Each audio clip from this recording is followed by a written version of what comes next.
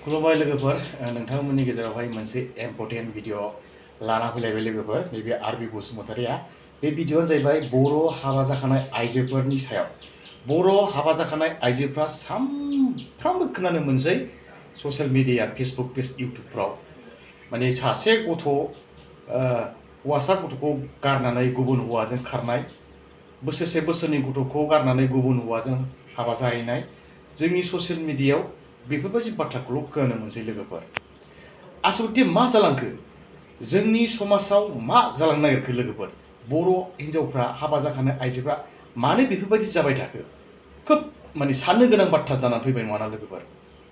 खोब माने दुखुनांथाव बाथ्रा जानानै फैबाय लोगोफोर दिनै उन्दै उन्दै खुदिया गाइखेर जाग्रा गथ'फोरखौनो बोसोरसे बोसोरनै गथ'खौनो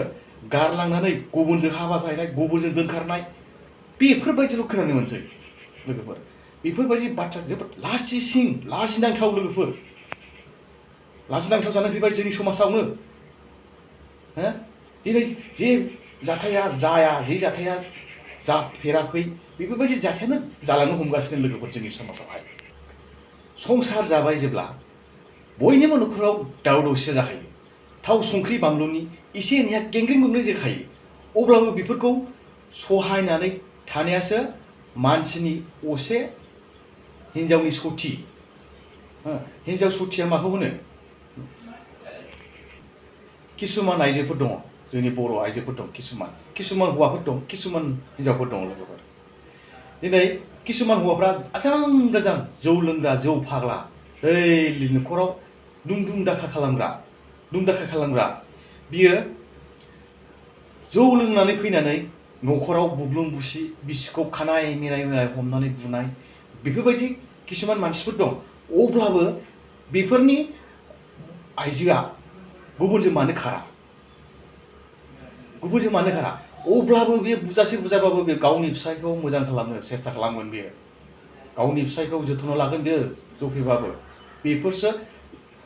खस्थ'नि गेजेरजों सोरखिलांनो हानाय जेखौबो सहायनो हानाय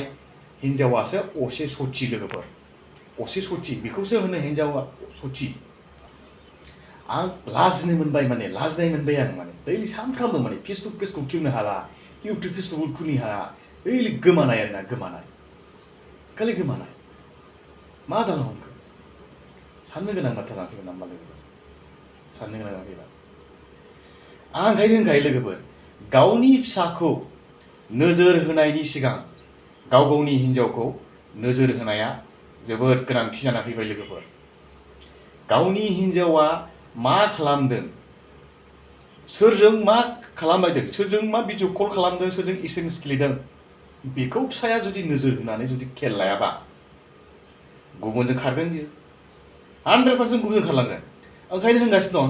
गावनि गथ'खौ नोजोर होनायनि सिगां गावनि हिन्जावखौ नोजोर हो लोगोफोर खुनु हमनो हाया हिन्जावफोरनि गोसोआव मा सानदों मा बेरदों खुनु हमनो हाया मोदायानो हमनो हाया जाहैदों लोगोफोर हिन्जावफोरनि गोसोखौ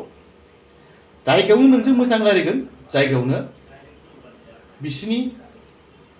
माने खोथा बाथ्राफ्रा सोलायलांजोबो जाहैदों लोगोफोर सोलायलांजोबो दिनै जोङो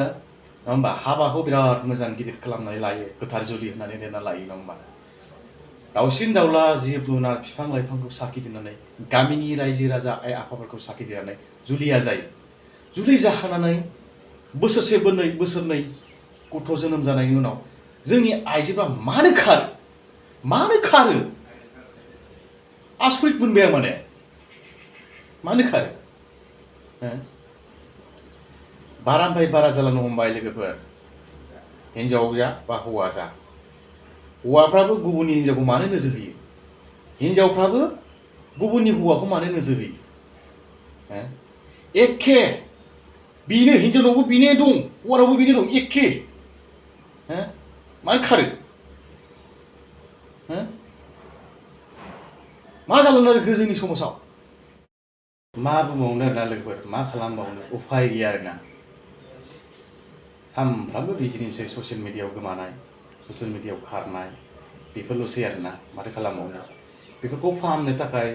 अजा डाक्टारबो हानाय नङा लोगोफोर अजा डाक्टाराबो हानाय नङा ओरैबायदि माने दुखुनि बाथ्रा जानानै फैबाय लोगोफोर मा खालामबावनो